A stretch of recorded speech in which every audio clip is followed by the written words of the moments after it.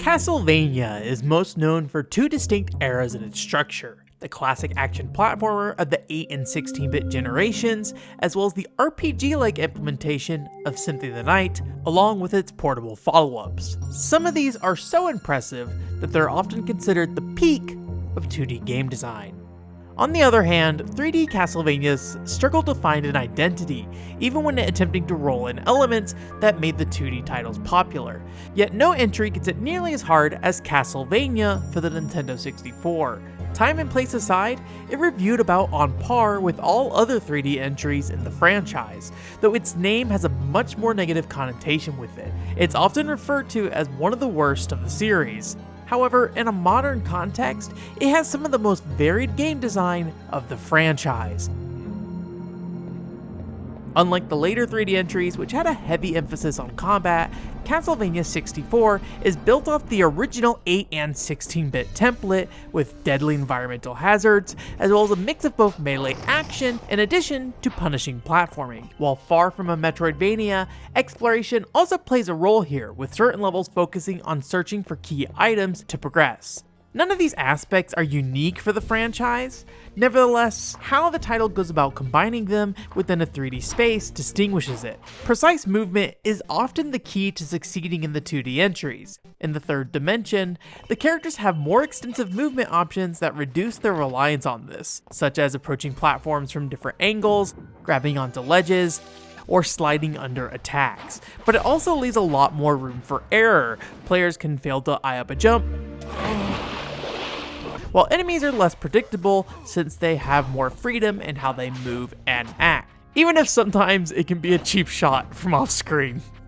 It amounts to an environment that surrounds the player in danger, forcing them to manage in tight spots. In true old school Castlevania fashion, even the smallest enemy can send you plummeting to certain death. At the peak of this design, it's a massive challenge that requires the player to make quick decisions, be attentive to their environment, as well as precise with their inputs. This is often the construction of the most difficult portions of the game. Yet it's not a continuous onslaught of them. Instead, you get a wide variety of level layouts, pacing, and objectives. Some stages are intense linear platforming challenges, while others are slow-paced with ground-based exploration, combat, in addition to puzzle solving. It's not just these two extremes either, as it feels like there's a sliding scale for each element. This also allows for a great variety in aesthetics to complement each area's mechanics. The locked door-filled Resident Evil style mansion makes full use of 3D cinematic camera work.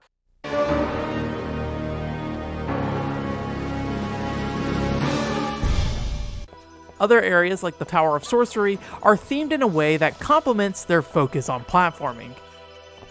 Though Castlevania 64 has a negative reputation for a reason. One of the biggest is that the early levels don't exactly inspire confidence. The first stage is full of confusing, bland, and repetitive design, along with some of the hardest jumps in the game due to the camera not cooperating. It also has maybe the most annoying boss fight, a skeleton who is invulnerable most of the time with no obvious visual tells of when it can be hurt. This is immediately followed by a brutal onslaught of platforming challenges, topped off with a boss who fills the screen with difficult to avoid flame attacks. I think a lot of people lose their patience here. Honestly, I can't really blame them. It's not a good introduction. That's not to say the game is perfect from then on. Every level has a caveat. Sometimes it does a poor job of communicating what you need to be doing. Unless you're already familiar with the task at hand, it's going to be frustrating and unclear at times. Unfortunately, that means playing through the game twice.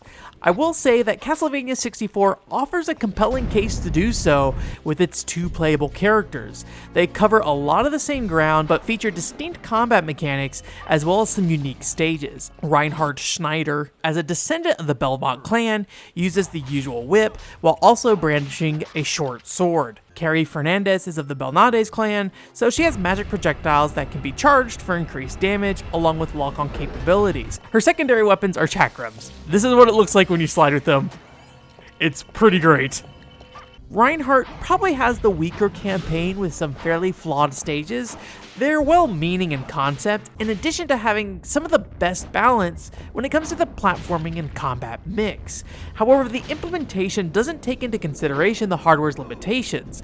The frame rate in the Tower Inferno is good. Meanwhile, Carrie's Tower of Silence as well as Sorcery are some of the most polished stages in the game, with intense platforming along with distinct level design and atmospheres. Carrie in particular benefits from being easier to play overall due to her homing attack requiring less precision. Reinhardt's melee encounters never feel quite precise enough for the frequent one-on-one duels against humanoid characters, though by all means he's not unplayable.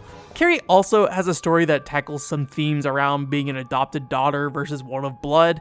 There's honestly not that much to it, but it is a weirdly touching story for me. However, Reinhardt is more or less just, oh no, I've gotta save the lady. It doesn't really matter who you play first. Instead, the real benefit comes from redoing things like the infamous explosive nitro puzzle. This sequence requires you to run through a level without jumping, falling, or getting hit. It's frustrating the first time, yet becomes a lot easier when you know where you're going. That being said, other issues just seem to be a side effect of some of the challenges the developers faced. Not only is it an early 3D action game when few titles were available for reference, it also had to equally implement platforming and melee combat. There's no separation of these controls, so a delicate attention to button inputs is needed to avoid things like accidentally using your evasive side hop instead of a jump. I've been playing the game for 10 years, yet I still do this. Then there are other things that are just mechanical problems. While there are various camera options, there's not always one that will fit the situation. Essential features such as grabbing ledges can be inconsistent. All in all, it avoids being too frustrating thanks to the largely compact level design. Most stages have a few key challenges. A prime example is the castle wall, which only has 3 main rooms, and if you can get through them with no problems, it's pretty short, but you're gonna die a lot.